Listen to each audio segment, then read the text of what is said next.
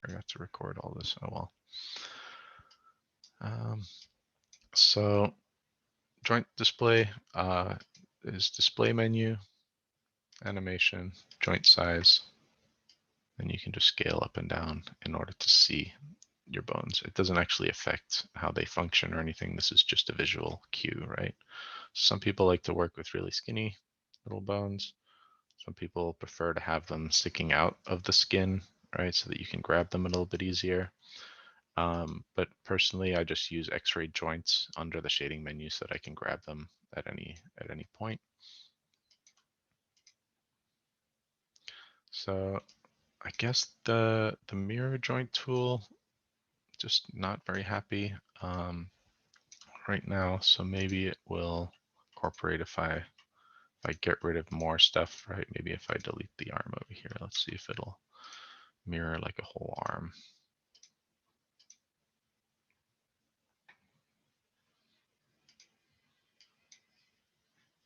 Yeah, it doesn't seem to want to reflect over the Y. There it goes. Right, so now since I fixed that ring finger on this side, it'll be in the same place on the other side. Although notice that since I was working in my side view, I forgot to check in my front view, and it becomes more difficult, right? When you already have bones in there, sometimes you have to go into perspective view and fly around for a bit to reposition these joints into place. Since I know that they are correct in their side view, right, I don't need to move them on this axis or on this axis. I can just move them towards or away from the camera with this last remaining arrow.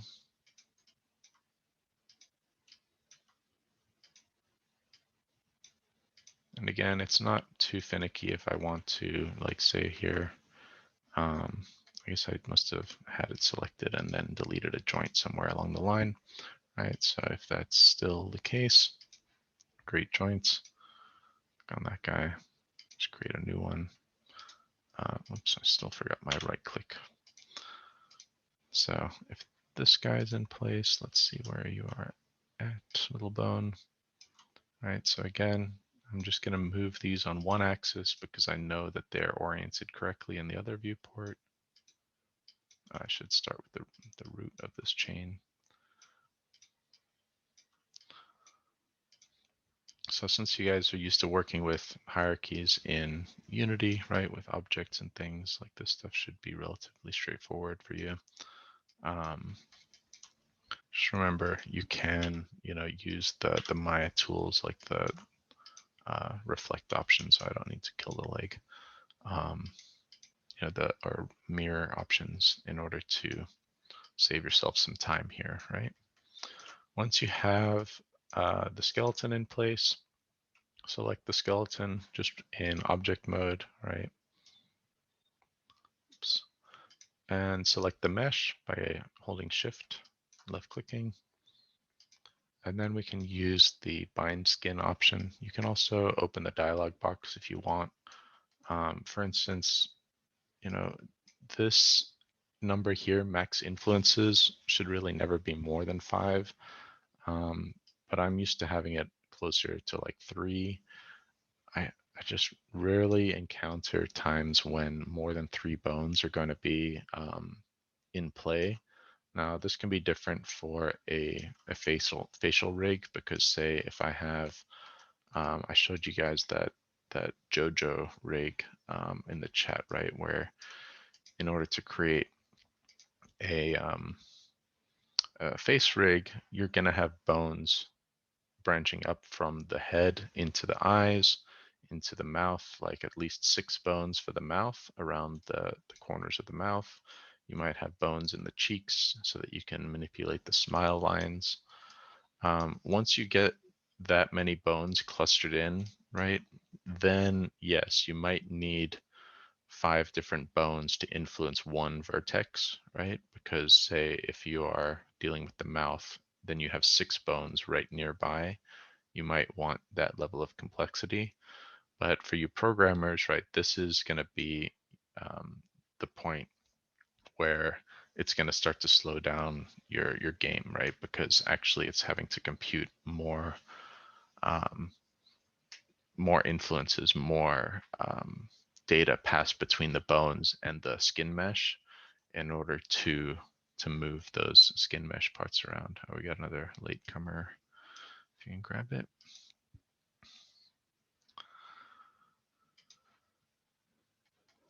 So with the bind skin, right, make sure you just have both selected, choose bind skin. You can reduce this max influences to 3 or 4 if you want. 5 will be fine.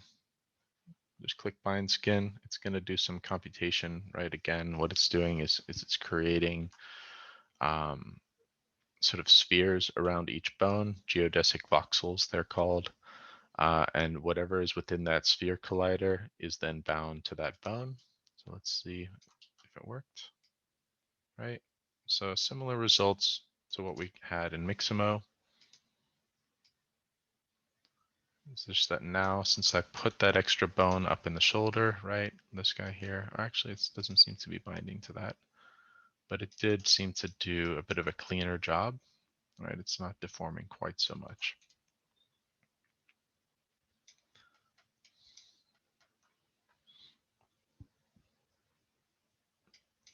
All right, so next thing is to do the paint skin weights, right? So that tool is under the skin menu, excuse me, and is right here.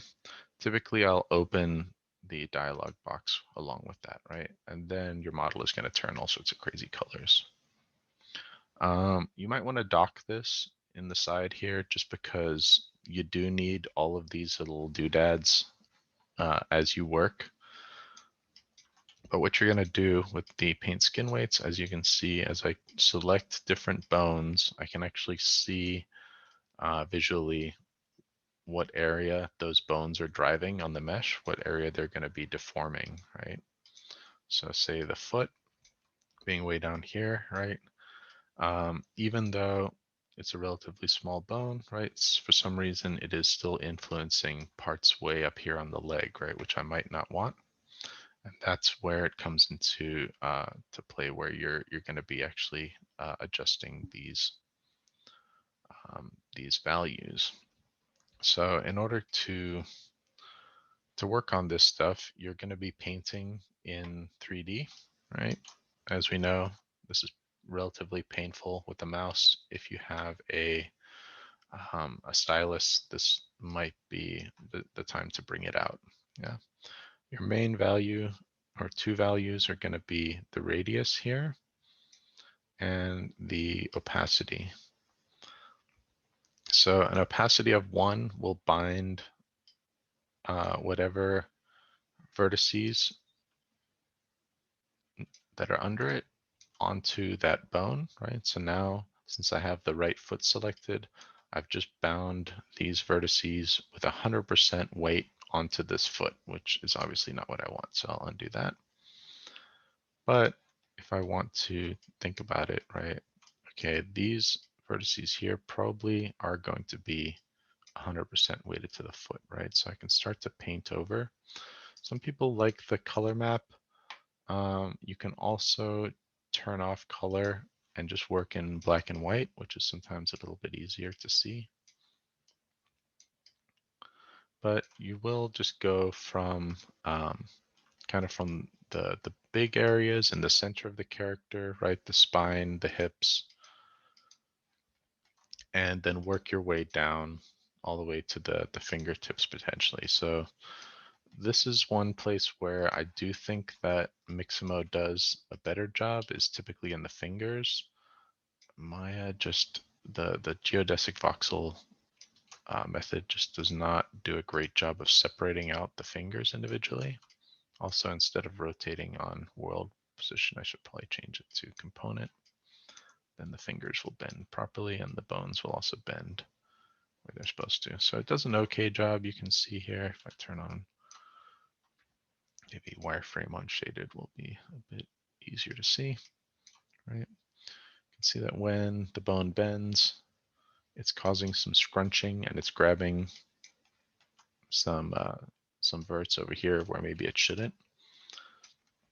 So sometimes what we do, because there are going to be so many bones in play, and when the rig is just standing here, it can sometimes be difficult to see like which areas are problem areas, right? This is again why we kind of bounce off of Mixamo, right? Is because when there's an animation on the character, it's a lot easier to see some of these problems. So if, say, you have your walk animation, hopefully, right? I can grab the Mixamo walk. Let's see if it'll be happy with my changes, right? Because I did make slight changes to the skeleton. One thing I did not do yet is I don't think I renamed my my right hand. Yeah, I forgot to do that. So let's grab these guys. Oh, these are the shoulder thingies. Where is my left shoulder? Where's the right shoulder? Oh, okay, so this is another problem with that I should have caught earlier, right? Is the mirror tool will actually give you the option of renaming all these joints for you. So at this point, since I haven't made any adjustments to the skin, I'll probably just unbind the skin, right? Get rid of this side and then reflect them over again. I'm also going to, so I go to mirror joints again. Oh, is it because I have tool settings open that it's not showing? There it goes. So here it's going to give you the option to change the name, right? So this works just like a search and replace in an essay. If we check the name of these joints here, right? Search for Mixamo. In this case, let's see what the default names are. It's just going to change it to left shoulder. Okay, so it's going to get rid of all of that stuff. Let's just go a couple steps. So I want to change this part, right, to Mixamo right. Let's see if it will be happy with that. Right, and so you can see here what it's done is it's renamed all of these joints correctly. That ring finger is still wrong though, so let's see if it still won't let me actually name that ring finger. So I might have to go and fix that later. I'm not sure if I have a ring finger in here that it is. Oh, interesting. So it's actually named the middle finger here on this side as the ring finger. What does the middle finger on this side say? Left hand ring. Unless there's a different cultural norm somewhere where the ring finger is the middle finger in some countries, right? That's just plain wrong. But maybe I should have caught that in the naming convention earlier. So could just go in here, rename all of these. Middle, middle, middle, middle. It'll be like Tom Middleston, right? Loki and the multiverse, Mark and the multi-skeleton verse.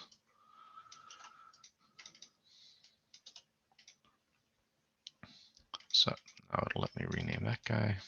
Good. Then I can reflect over again.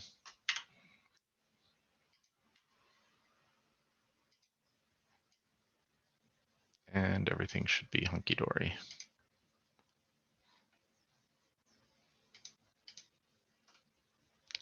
Right shoulder, right hand, right ring. Cool.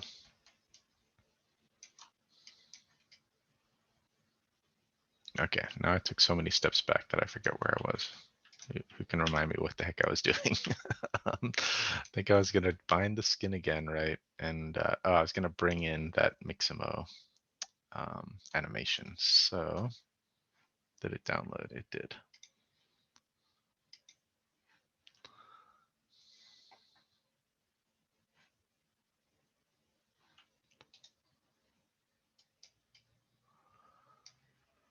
Alrighty, so that's in there. Let's go and put that into my Viking folder. I'll just make a new folder for it. All right, so this is so that we can test the skin weights. So we're typically going to want to import this in into Maya so that we get some animation on this bad boy. And then with the animation, we'll be able to see the deformation on the mesh, and that will make the painting skin weights process a little more intuitive and easy. But the old way of doing this, right, was what we would do is kind of make the character go through some warm-up exercises. Like if you ever had to take, well, everybody I think had to take PE class, right, physical education, and it's like, okay, we got to do our stretches. So you would have your character, do some stretches on their bones. We would actually set these by keyframes. So I would say frame 1, hit S, move it to frame 10 or so, hit S. Right now that skeleton's got an animation on it, and I could test the bind skin weight that way. So let's look at that. The old school way of doing it, right? Bind skin, let it do its thing. Luckily it won't, it goes pretty fast. So now if I need to test it, right, this is going to be my test area to start with. 1, set a keyframe, move it over, create some rotation, hit S. Now I have all of that in between information, right? So it makes it a lot more obvious, which areas are broken. So now I select the mesh, skin, paint skin weights.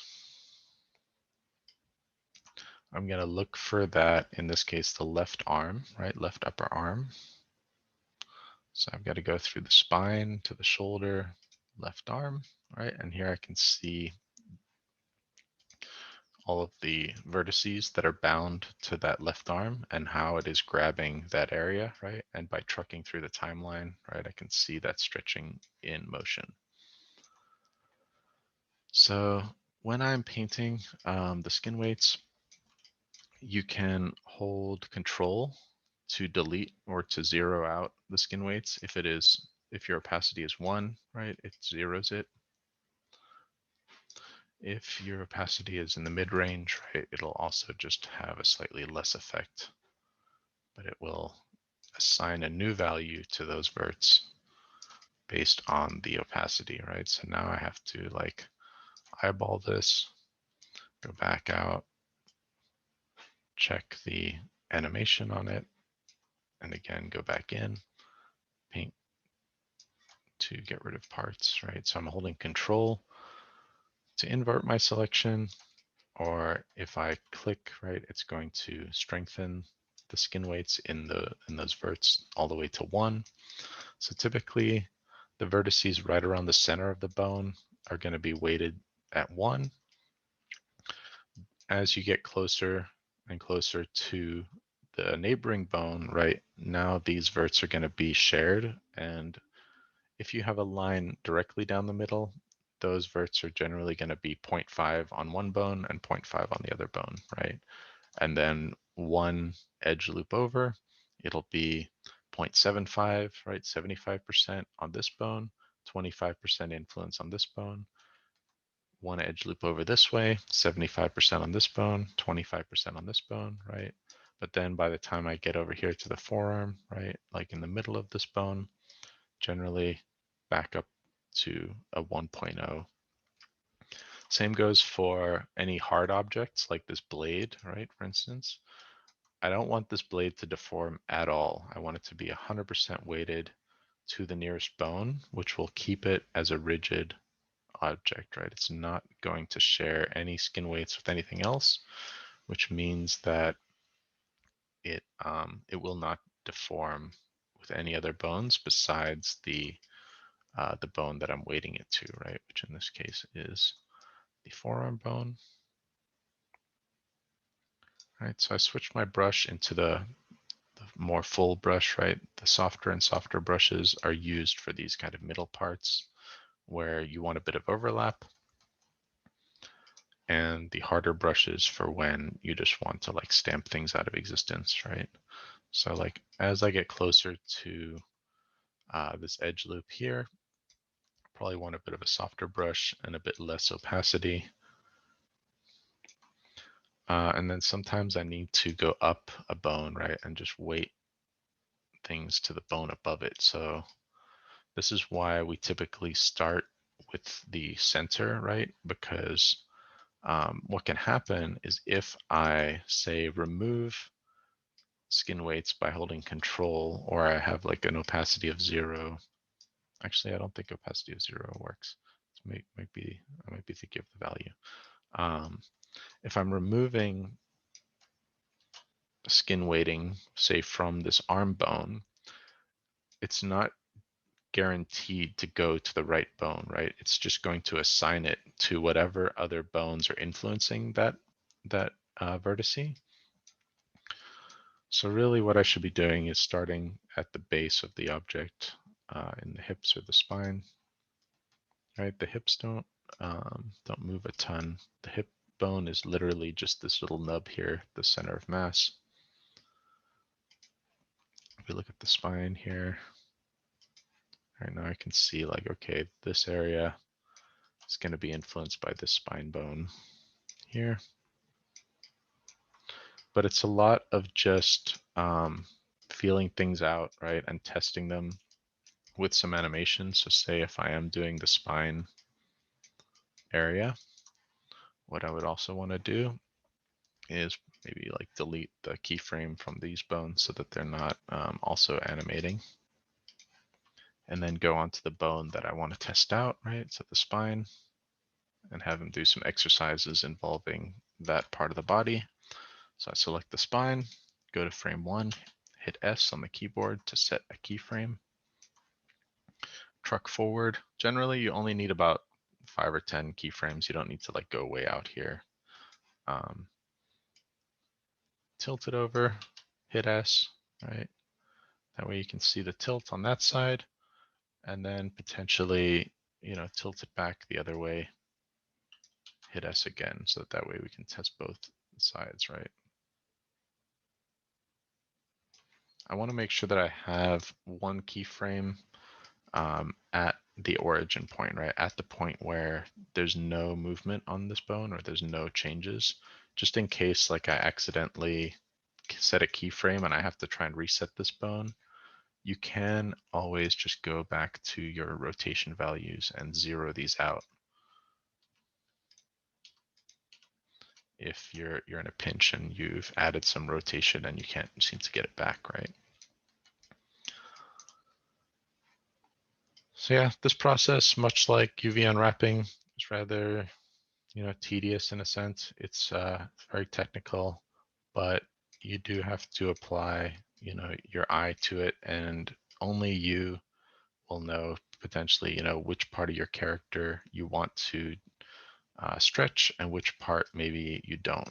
So for instance, on mine, right, I don't really want this belt to be so stretchy because I know that it's made out of leather and it wouldn't stretch in that way, right? So things like that, if they bother you, you have the power to fix it, right? If they don't bother you, if it's not going to be in your animation, right? Say like your character doesn't do any crazy like backflips and things, like my character is going to be doing all sorts of flips and twists and things. So I need to be very detailed with his skin weights, right? But if you're going for just a general walk cycle thing, right, like you might not even notice that kind of deformation, right? Like it might only be very subtle if they're just moving in a normal sort of manner. Yeah. Becomes a little trickier when you have areas like on mine where I have the neck, where this character is so buff that he basically doesn't have a neck, right? Um, so I'm gonna have to struggle a little bit again to fix up the head, right? But remember, whenever you have a solid object, like for me, this armor piece, right? Um, the the helmet needs to be steel, right? It would never bend or twist as the character bends or twists, right? So I'll need to weight the helmet 100% to the head, and that's going to give me the best result. Yeah. You can also see inside of on his face, right? His face is also weighted to something down here. That's causing a bit of an issue. All right, so the other way, if you don't want to do exercises and keyframe your character out manually, is to just import the animations that you're actually going to be using. Now, I find that the most powerful way of doing this, let me just save it so that if I made, well, I'm not going to say, like, actually keep any of this progress, but in case it crashes, let's just save.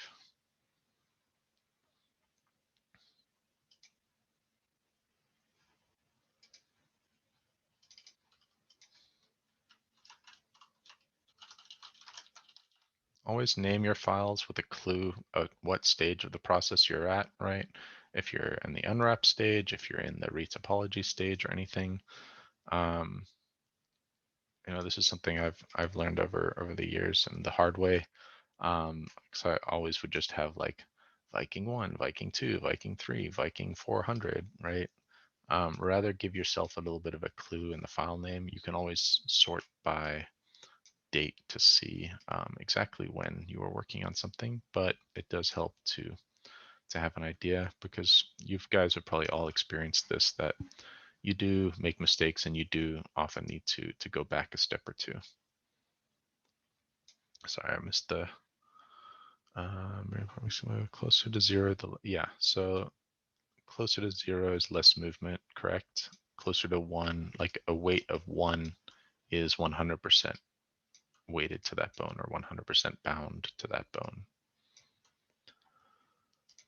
Alrighty, so if I wanted to test this out with the Mixamo animations that I know that I'm going to use, for instance, I would want to play around with the with just importing those animations. Now, what were we using before? I feel like I'm missing something. So I'll switch over to the animation workspace. Maybe that'll make it a little more clear. Yeah, this is what I'm looking for, the time editor, right? So where's that hiding? Animation editors, time editor, right? So in here, you can actually just import animation clips, much like you can in Cinemachine, rather than importing the whole file, right? So in my case, when I import a clip, right, gotta go find that animation that I downloaded. I import it. It should map things onto my skeleton. Yep, there it goes. And now I have that animation in my scene. And I can see, oh God, the fingers. I can see all sorts of things going on, right, with this clip that uh, show me that I probably would want to import it again from Mixamo. For some reason, the twist on the legs is different in this version to my version. So obviously, you wouldn't actually end up using this because he looks like a constipated zombie. We don't want that. So hopefully you don't get this kind of result, right? Hopefully you're going to end up just using the same skeleton. Again, if I run into this kind of problem, generally I'm going to stop and take a step back, right? And be like, well, if that isn't working at all for me, and there's something really horrid going on, right? I might just want to import that animation as the entire model. So let's just go back, because this way, right, if I import the animation itself, obviously he doesn't have any armor on him at the moment, but at least his bones are in the right place, right? So what I could do is generally I would probably import the FBX that I uploaded to Mixamo, right? So I have a T-pose for him, and then I would import that animation from there. And then I could also import the armor. Since I made my armor separately, right, I would import my armor, bind the armor to that skeleton, much like I bound the mesh. And then, and this is what I'm gonna have to do with my bigger file. So I'll record all of that process for my character, like I said, either tonight or this weekend. But again, sometimes going back and letting, fixing something and letting the pipeline take care of it, letting Mixamo take care of it, is going to give you better results than the Maya bind skin option, right? Like I can already see like a lot of the areas that were problem areas with the Maya bind skin are not as big of a deal on the Mixamo bind skin option. Yeah. So I'm also going to reduce my timeline by using the range slider. I like to have the first and start on the first frame, end on the last frame. But now I can still go back to the rigging options here, go to skin, paint skin weights, right? Open up that tool. And now as I truck through the animation, right, I can look for those problem areas and start again with the spine, right? Generally, I want to start with the biggest bones, the most central bones, right? And make sure that those are weighted correctly, and then work my way down, down, down to the smallest bones in the object. Yeah. So this process can take anywhere from, an hour to several hours, depending on your vertex count, right? Your poly count. And this is another reason why I've been trying to encourage you guys to stick to low poly, right? Keeping it down below 5,000 faces really makes this process so much faster, right? Like if I went to one of my low poly versions, like I'd shown you guys in the LOD video,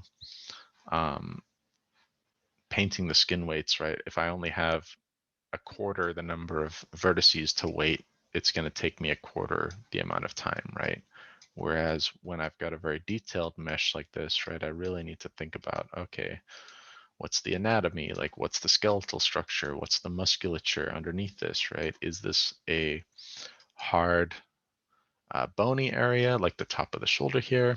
Or is it a soft, fleshy area, right, made of meat like the back here? Yeah. So as you get more and more confident with character modeling and animation, right, you can aim for these more and more complex characters. But for most, for our purposes and generally for your AGP, I would recommend sticking to a lower poly style, right? Because people are generally completely happy with low poly as long as the animation itself is interesting. That's why games like Crash Bandicoot and Mario 64, Wind Waker, like these older games with lower poly styles still hold up, because we're not really looking for the poly count, right? And same with like Valheim. You guys have heard me talk about Valheim a lot.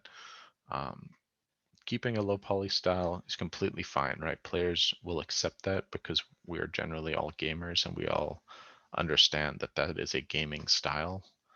Um, so don't be pushing yourself to like the AAA Nathan Drake.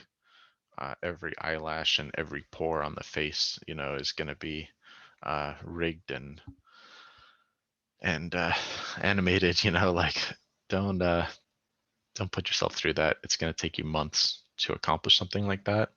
So you have to be aware of your time frame as well and aim for something that you can accomplish within the time frame that you have. Yeah, and that's also why we're here as your teachers, right? Because we've seen this stuff being done so many times that um, we have an idea of the pace that you can work at and how much stress it's going to cause you to go up to a level of detail like my character, right? Altogether, he came out under 8,000 tries. He's about 7,500 or 8,000 polys rather. He's about 15,000 triangles, right? That's a lot to juggle when we get to skin weights, right? It's a lot to juggle when I get to unwrapping. Um, and I've put many hours into this character, right? He's probably sitting on around like 50 or 60 hours worth uh, of time spent just, probably just modeling him. Um, so this is another reason why we spend that extra time at the beginning, right, to create our reference images and things, right? We want to get our reference looking beautiful, and then just kind of trust in the process to capture what's interesting about that character in 3D, right? So this is why typically I don't make my organic modeling students do the turnaround, but even at this level of detail, right? Like I was still having to make things up in Maya that I hadn't thought of, right? Like for instance, the shoulder blades have caused me all sorts of woes, right? It's like, well, is it at this angle? Is it at part of the shoulder? Is it sticking out from the shoulder? Is it wrapping around the shoulder, right? Like I don't have that information here.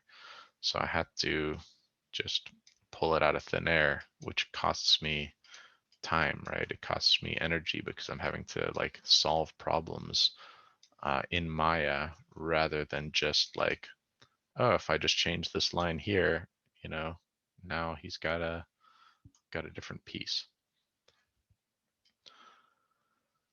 Dun, dun, dun, dun. Max, it should be faces or tries are the important numbers generally. The try count is what we think, or what your programmers might tell you, right, is the max for the engine.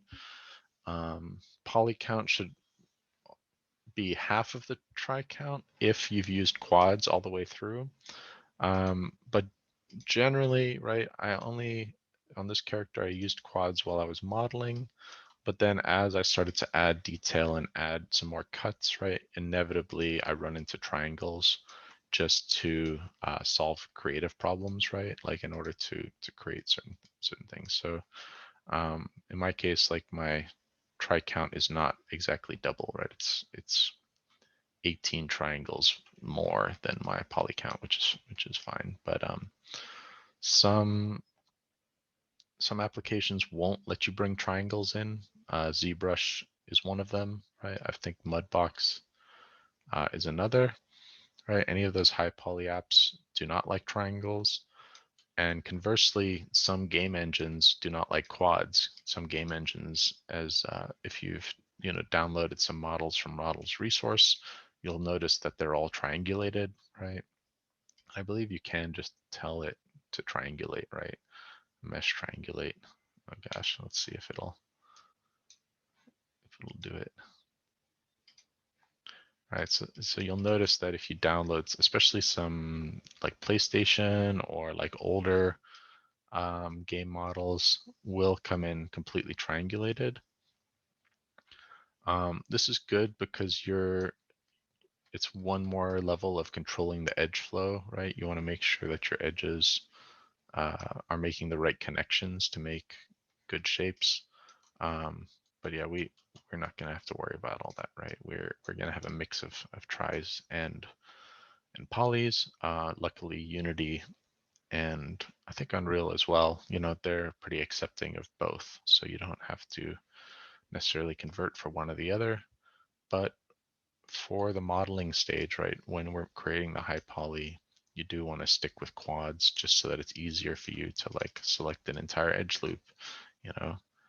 insert an edge, and then you can get more detail in certain areas, right? If I want it to be like, oh, well, I want to change the shape of this helmet, right? It's a lot easier to just insert an edge loop and make those changes quickly versus if I try to do that in an area where I have triangles, right? Then I have to go in and like manually select the edge loop, right? And go around and find out where it's stopping on the next triangle and then keep like selecting and selecting. And it just adds clicks, right? Which is adding time to your process. We want to minimize the amount of clicks that we need overall. That improves our efficiency. All right, so what I'm going to end up doing is this is my final model. I think I'm not going to make any more changes to the geometry, right? I've tweaked things like the shoulder pads, the belt. I've got like the bones on the belt and things. The helmet is looking like good where it's at. Another thing that I did on this character, which is kind of an experiment, I don't normally do this, is I'm going to have the armor chained together, right, in these areas. So I need this, this cross shape in order to have chain pieces, right? Because a chain link will have a vertical link and then a horizontal link, and then another vertical link, and then a horizontal link. I don't want the chain to like disappear just because I'm looking at it from a side angle, right? I still want that chain to be visible. So instead of having like 1,000 polys just for a chain, right? Because that would be all curved cylinders. I'm going to do the chain in the texture. So I'm kind of experimenting with like a double-sided plane here in order to solve that problem, right? So hopefully, you know, I'm sure you guys all ran into these kinds of things where you're doing something for the first time and it's an experiment. That's normal with character modeling, right? Like every character is going to have its own challenges. Every character, you know, in this class is going to be slightly different and have its own own problems. So this is also why I want you guys to get to a completed character model, you know, as soon as possible if you haven't already. And to contact us, right, to ask questions, because we can help you out with some of these problems. Because much like anything in Maya and in 3D, you know, the only way that you'll know how to solve things is going to be because you've run into that problem before, right? Like that's the only reason why um, why they call me to teach Maya is because I've just spent so much time in this app. I just know the things that are going to go wrong, and I know how Maya likes to be treated, right? Like you can't whip Maya into shape. You gotta treat her gently, right? Bring her flowers and chocolates, and just go nice and slow and give her pets and just be like, you're a good little model. I just want you to do this one thing. And if you can't do it, that's okay. I'll just go back a step and I'll try it another way. You're okay, Maya. Please don't crash, right? Like it's very prone to crashing. So we got to be a little more slow paced with this, right? Compared to with Unity. Unity, you can throw the kitchen sink at it and it will just kind of gobble it up most times, right? You're gonna have to put some effort into to crash Unity. All right, let's see. So any other questions in chat? Let me take a look. How do you mirror actions? Increase the size of your character's hands. Oh, okay. So if you have the skeleton in there, right? You can just select the bones that are not correct, right? Like let's say I'm gonna make changes here.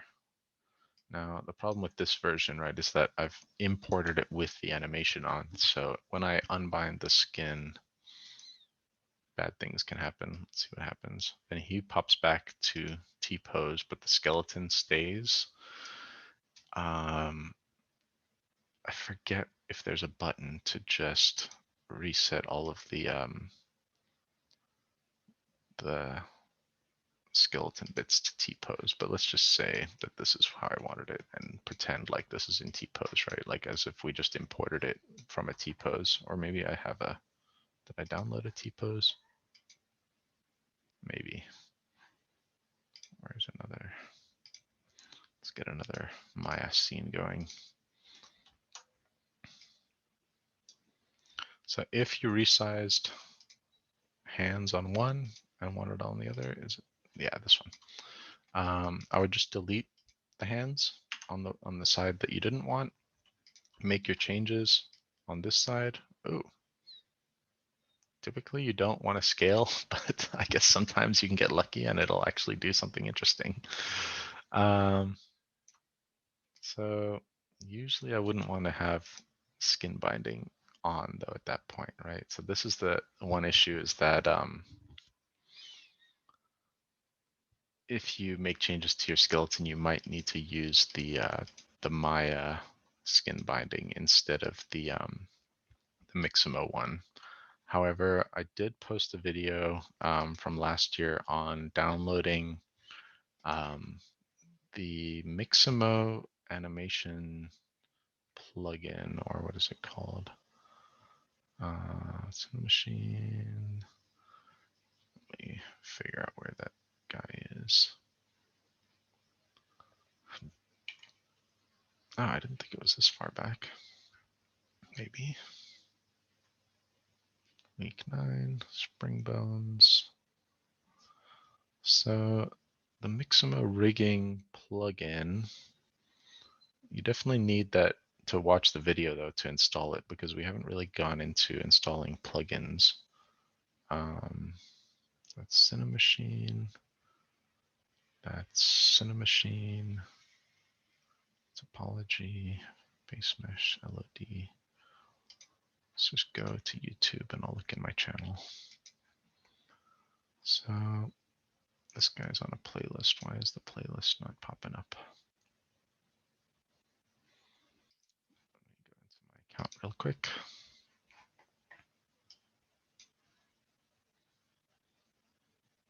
Made a script that crashes Unity.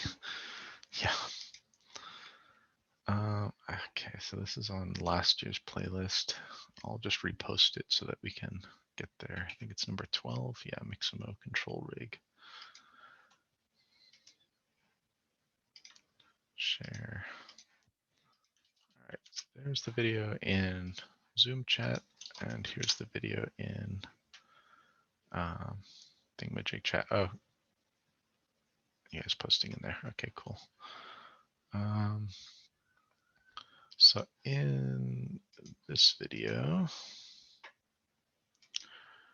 right, what this will allow you to do is use the Mixamo control rig, which lets you animate with an actual rig controllers, right? These cubes and circles around the character.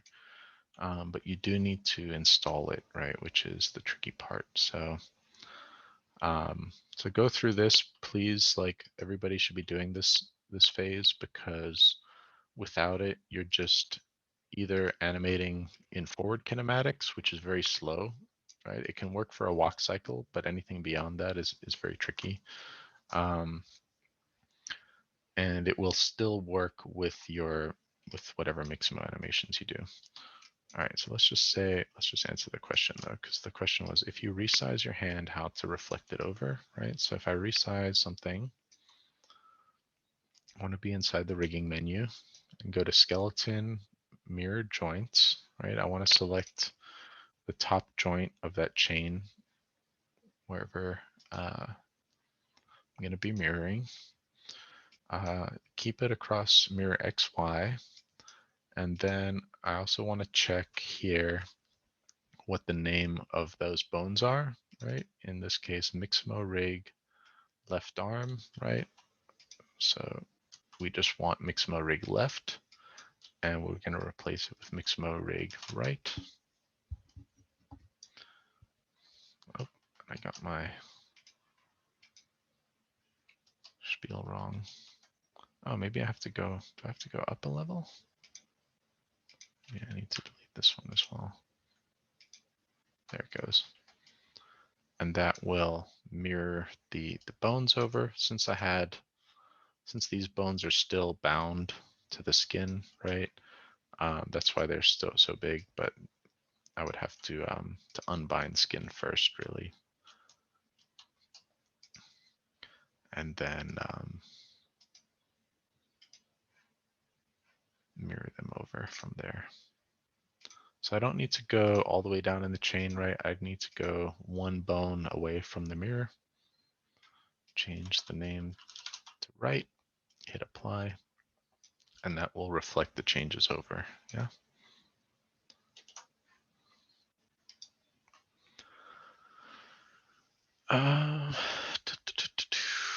So it was all in there. Couldn't find the folder. I guess just it shouldn't matter actually which folder it's in, Fiona, as long as you can find the folder. So rather just drag it into a folder that is convenient to you. I don't think it actually has to go into the scripts folder, but you might, if you close Maya, right, you might need to open it back up.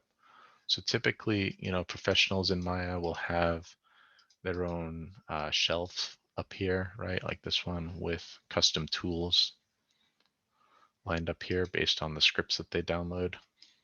I'm so used to working in vanilla Maya just because it's too much trouble to update the school's computers every time that we walk into the room generally. So I've learned to make do with the built-in tools, right? And that's kind of what I can expect you guys to all have, just because those are the main tools available to you.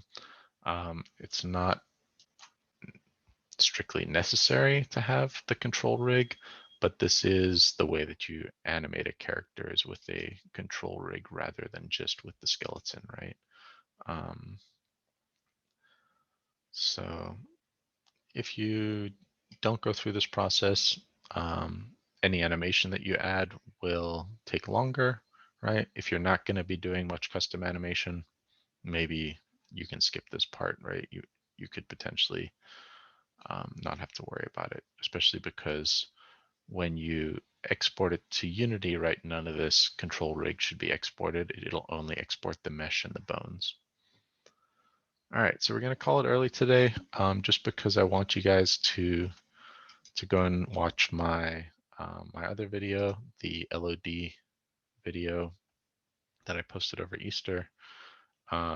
If you're not doing retopology right, you could probably skip these 4 hours of retopo videos, right? But there is worthwhile information in there, information that I wish that my professors had taught me, but I had to go learn on my own, right? So watch the LOD discussion and UV unwrap, especially because everybody's going to have to be doing a UV unwrap, right? And I talk about this problem of like, adding or removing, or when you're first designing the character, right? Like how much detail do you really need? But the meat of this video is to actually go in and unwrap a character from scratch, right? And look at how to choose which parts to unwrap first, or what order to do them in. And I just did that with the lower poly characters so that it would be a little more expedient. Yeah. So thanks for coming, guys. Please post your stuff. I actually meant for people to DM me rather than flooding the channel, but that's all right. It's nice to see everybody's stuff, right? So yeah, please do post updates. Please send in questions, right? Because when I don't hear any questions, it worries me. Oh, this is really cool, Jack. I like the texture, seeing the texture on there too. All right, Tyrell's using the reference. Nice. Cool. Yeah, it was funny. I dreamed this morning that somebody sent me a completed scene with full animation, and I was so happy. And then I woke up and I was not so happy. So please, guys, send me updates. I want to see this stuff, and it does create buzz that everybody can feed on, right? Everyone needs that little bit of extra encouragement to see where other people are at, to see what kinds of issues they're running into, and to get get some positive feedback on your work, because this stuff is a lot of work. um, Animators have one of the hardest jobs just because they have to know so much, and it's one of those weird positions where there is no entry level. You have to enter as a mid-level or senior level animator, right? So it's one of those bizarre things where they're like, entry level position requires 5 years of experience, like so many of the jobs that we see these days. Um, it is just about putting in the hours, right? As long as you're chipping away at it, it will come together. And like I've been suggesting, please take a break by just swapping what you're doing, right? If you're getting driven mad by buying skin weights, swap gears, go into Unity and do some Cinemachine stuff, right? If Cinemachine is driving you up the wall, swap gears, go into Substance Painter and paint pretty colors for a while, right? Relax your mind. Don't just stay in there for 8 hours, right? It's gonna stress you out. And that's why I want you guys to work towards this slowly, right? Rather than try to rush it at the end. Our due date is, I believe, the 7th of May in 2 weeks. And then you guys have the 2 week grace period. Don't wait until the 21st to turn in, guys. Please, please, please. There's been too many cases of people trying to submit at the last minute and your upload didn't work, or you uploaded the wrong file, and then I have to give out zeros, or your project crashes and then I have to give out zeros and you have to reset and blah blah blah. Don't take that risk, right? It's so much easier to just turn in something, even if it's 80% complete, rather than having nothing to show. So thanks for coming, guys. Keep in touch. I'll be around. We'll have one more class next week. So again, the more that you guys show me as to what I still need to cover, like say this leg bone, right? Like I can look into those problems and I can give everybody the fix. That way, if anyone else runs into that problem, they'll also know how to fix it. And but if I'm in the dark over here, right, I'm just gonna plow ahead with like the complex craziness that I've set up for myself, right? And then you're gonna have to dig through the video, um, these 3 hour long videos that I have, some of them, um, to find what you need. I have been trying to go and timestamp them a little more, right, so that you can see exactly the part that you need, and hopefully that helps. Just being able to be like, okay, I'm doing the hands. There's the part of the video that's the hands, right? So keep in touch. I'll talk to you guys soon, and have a good weekend. Otherwise.